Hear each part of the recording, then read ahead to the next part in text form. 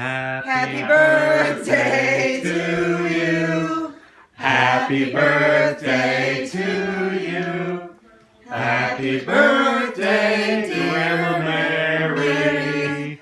Happy birthday to you. I appreciate She says she won't want the And house. many more. I appreciate Make a wish.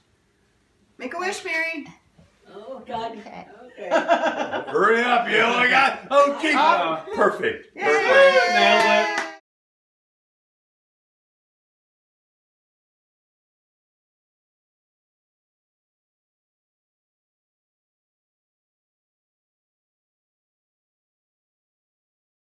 Two, one, go. So, Mother, what do you think about 100 years later, 2018, and our world as it is? Oh, it's going so fast it makes me dizzy. And I can remember years ago when I thought it was unbelievable that you could walk down the street and talk on the telephone. It was just unbelievable. And they would have newspaper stands, and the boys would be screaming extra, extra, and it was normal then. When I think back now, that was a time that everything moved slowly, and now every 1 year is, I mean, you get a smartphone 1 year, and the next year it's out of date. Well, I might say that I don't remember 1918, but my mother said that when I was 3 months old, I had almost died with the flu during the big flu epidemic. You know, Mother, growing up, what I remember so much is that, well, first of all, you were always the prettiest mother of all my friends. I know I never told you that, but you were the prettiest. And I remember you doing housework and cooking, wearing spike-heeled shoes and shirtwaist dresses, just like June Cleaver on Leave It to Beaver. That was the style then, and I never had any trouble wearing spike-heeled shoes. My feet were comfortable in them. I mean, they You used to walk to the grocery store. Yeah, I used to go up. I used to walk 16 blocks to town and back in them, on brick sidewalks. I was trying to think something else that was, well, when I went to high school, it was interesting, the fact that boys, I don't remember girls doing it, but boys didn't have to go to school the month of May, but if they worked on a farm, because they could go help out on the farm and somehow or other make up their grades, I guess, and not have to work not have to go to school during the month of May.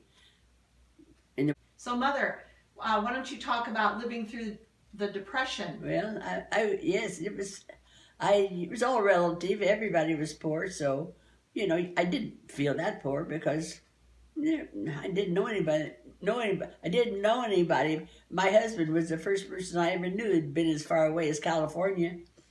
He'd been to California. That really impressed me. But you could buy a lovely, lovely brand new house for $5,000.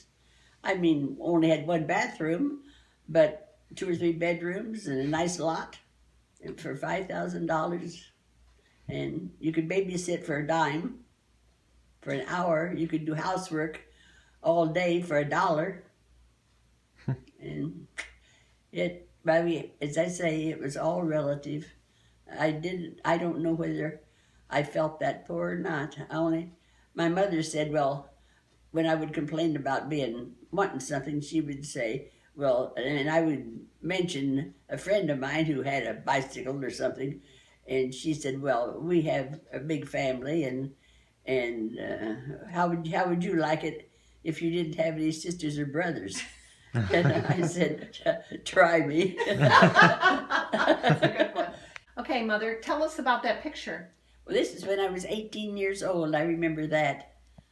Okay, how about this picture? Oh. Hold it up so everyone can see. Yeah, this is after I was married, and Doyle thought we ought to have her picture taken. And this is the one, I was 20 when this one was taken. Okay, and how about this one? Oh, and this one was when I was 20 when this was taken too. But this is when he was big on pictures, much more than me. He was the camera guy.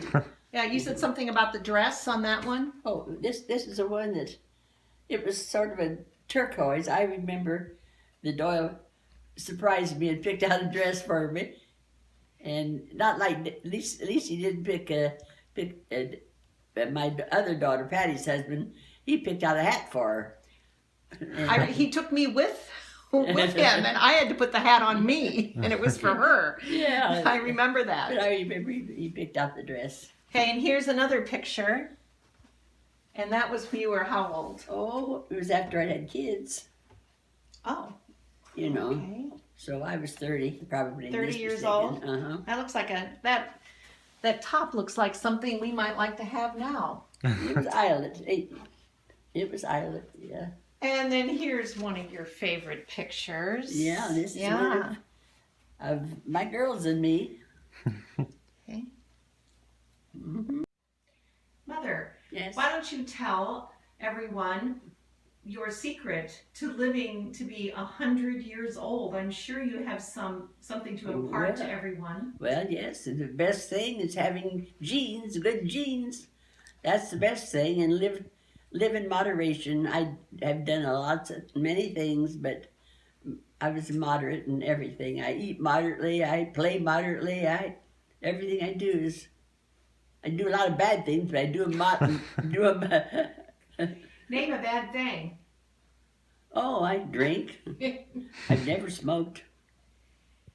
What about Grandpa Young's sisters? Well, I said they had genes. 4 of them, 3 of them lived to be over 100. That's the best thing I've done, and that wasn't anything of mine.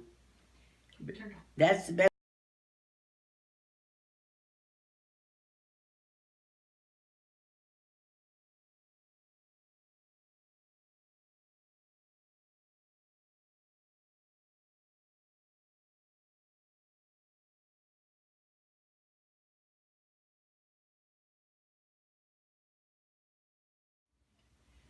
So, Mother, why don't you tell us some of your happiest memories in your life? Well, one of the fun things I remember is visiting my grandparents, Waltons, on my mother's side, in Otisco, Indiana, and my father and my grandfather worked for the post office, and every noon or once in the morning, in the afternoon, I would go with him to go get the mail, and it was very interesting because he would put the outgoing mail in a sack and hang it on a pole, and the train would go by very, very, very fast. And in the moment, he would not only throw a bag off, but pick the one off that my grandfather just hung up, and it was so interesting to watch that train go so fast. And I was so young, and it was very impressive. And then we'd go into the post office and sort the mail and put it in slots. And I remember that well. It was fun. That sounds okay. I remember a fun time in Pittsburgh, Pennsylvania. I moved from this little town to a big city. I didn't know anyone except my husband, and we had a real good time. We had friends. He worked for the radio station KDKA, and we had friends and did a lot of adventurous things. And it was a lot of fun living in Pittsburgh for 2 years. Then and then we moved to Doyle went out of show business and went out on his own, and we moved to Chicago. Then we moved to Macomb. Then we moved to Galesburg, and then we had a really good time in Galesburg. We lived on Kellogg Street, and that's where we raised our girls. And it was a beautiful neighborhood. We had children and a lot of potlucks in the backyards, and it was a lot of fun on Kellogg Street. Then we built a house out at Lake Story and did the same thing over again. We had lots of friends, and it was on the lake, and 4th of July was a big event when we could see fireworks from our house, and we'd have parties, always have parties on the 4th of July. And one time it was interesting.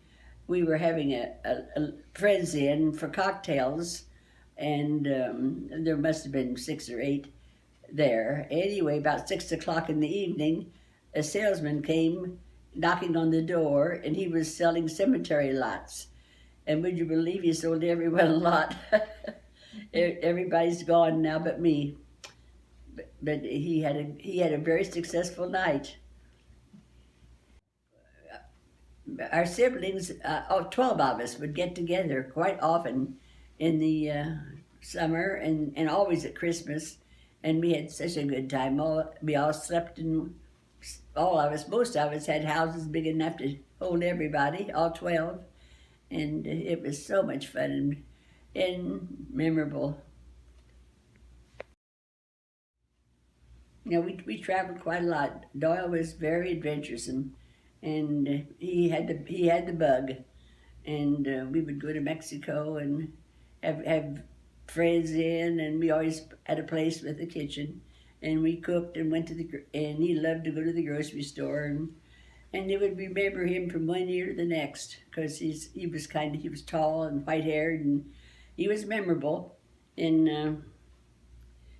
anyway, then I went on our 40th anniversary. My girls put on a big party for us, and I remember going down the driveway as we left, and thinking this was really a good time of my life, and how lucky I was to have two great daughters, and everything was going well, and everything was good, and that was a lot of fun. And Stop. and then